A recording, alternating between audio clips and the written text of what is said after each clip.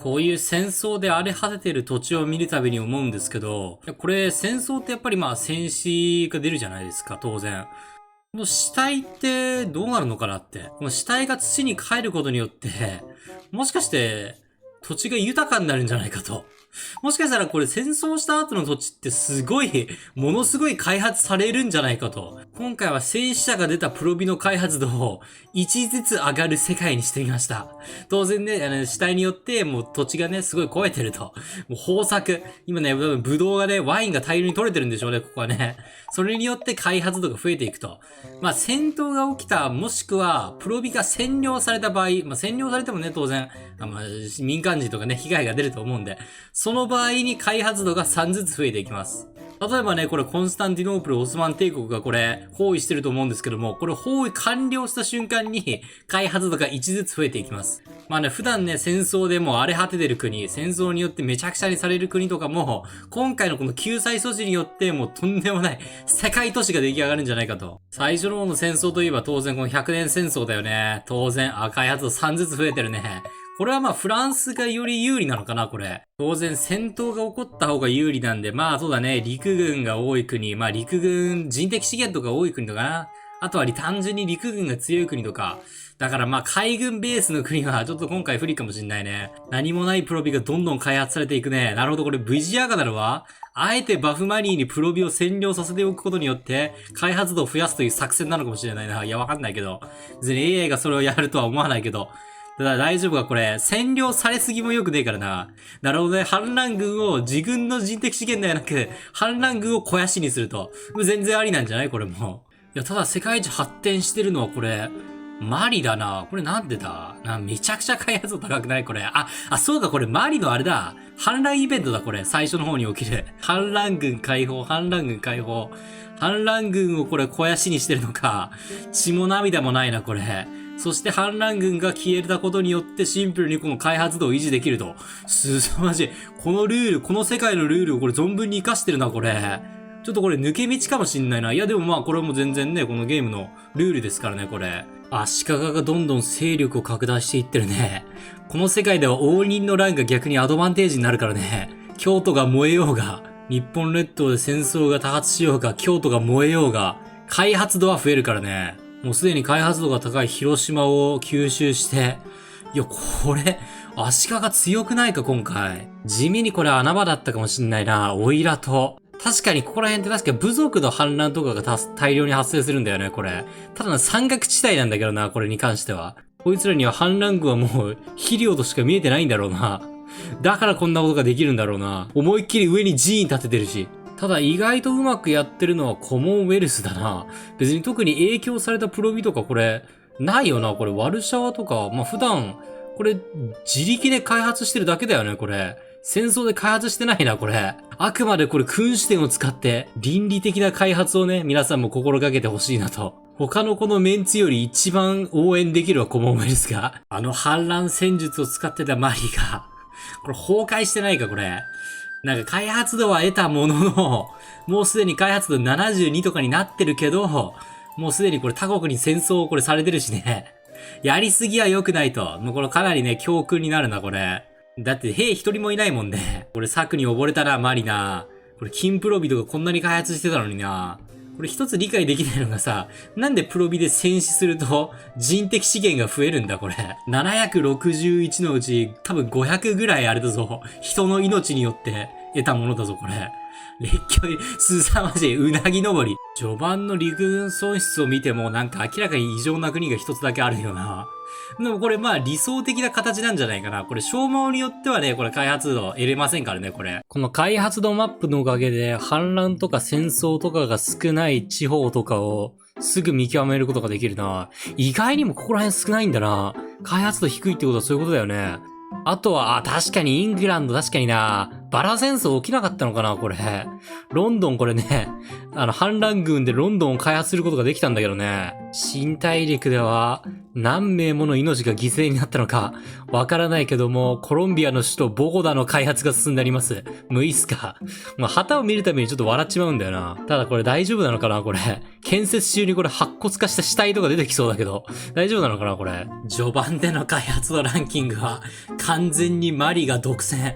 凄まじいなこれ。あ、ビジアカナルも多いな。確かに序盤戦争多いもんな。ビアパス、そうだね。これ中東の、ここら辺も確かに戦闘多めだな。あんまり注目されないけども、開発度91。大丈夫かこれ。開始20年ぐらいで91って大丈夫かこれ。ゲームのバランスというよりどちらかというと僕のパソコンの方が心配なんだけど。一応今後のシミュレーションの負荷に耐えられるようにちょっと高性能のやつ買ったんだけど、もうすでにうなりを上げてるけど大丈夫かこれ。耐えられないんじゃねえかこれ。ちょっとこれぐらいは朝飯前のようにね、ちょっと処理してほしいよな、これな。これぐらいは。テキパキとね、いや、これぐらいはいけるでしょ、普通。もっといけるよ、てかね。バイプッシュでいけるでしょ、これ。スピード6にできないのこれ。でもこれ現実のさ、これね、元戦場の跡地とかどうなんだろうね。スターリングラードとか、今畑になってんのかな、これ。昔のさ、ね、大戦争が起きたところとか、館内とかさ、普通に人とか住んでるでしょ、そこら辺。気になるな、これ。マリみたいな感じになってるのかな、これ。何この表面は。HRE が全プロビウルム級になってるんだけど、すべてこれ開発度30ぐらいいってるんじゃないこれ。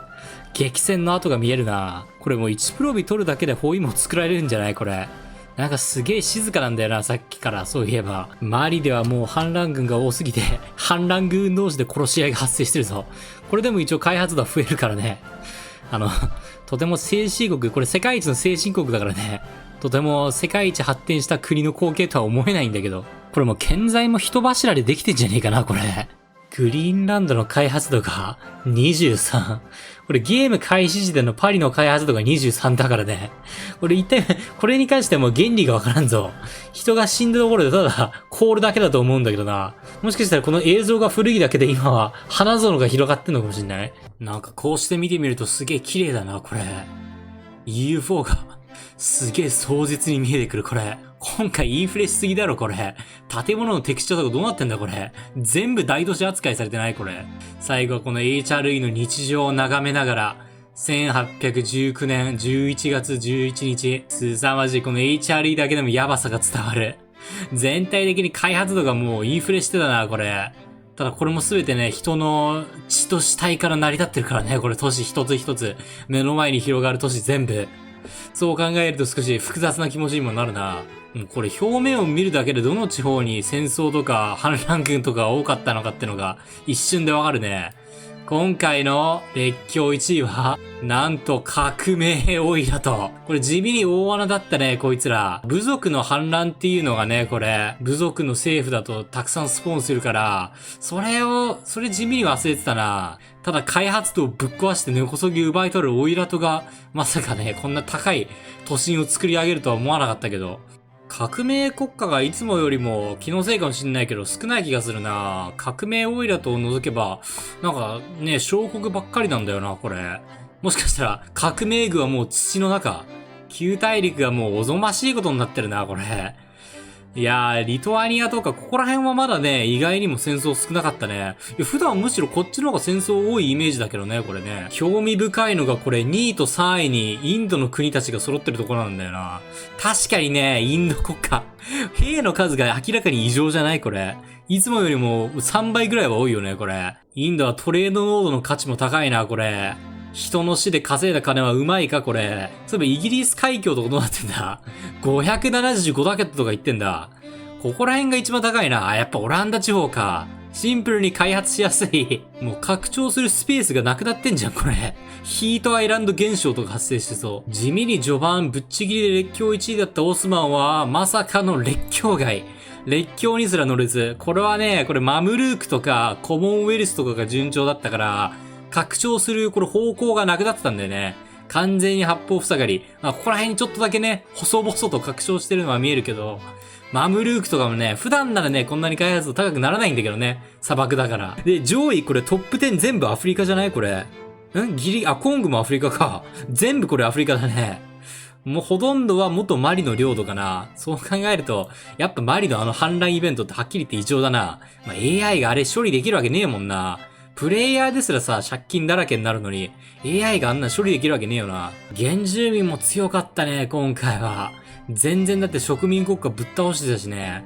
普段なら確かにね、原住民税ってちょっと開発度少なめになりがちなんだけどね、やっぱり、ヨーロッパ勢の拡張ペースには耐えられないんだけど、この世界だと、むしろ逆だったからね。これね、ゲーム開始時ではこれね、大国の人的資源が多い国が拍車をかけるように拡張するかと思ったけど、意外にも小国のアシストになってたな、これ。1プロビ国家とか。これ、金プロビってランダムの確率で生産量が減るから、こんな普通ありえないでしょ、こんなの。ただあんなに爆速で開発してたマリも、結局ね、世界一どころか1プロビ国家になっちゃったからね。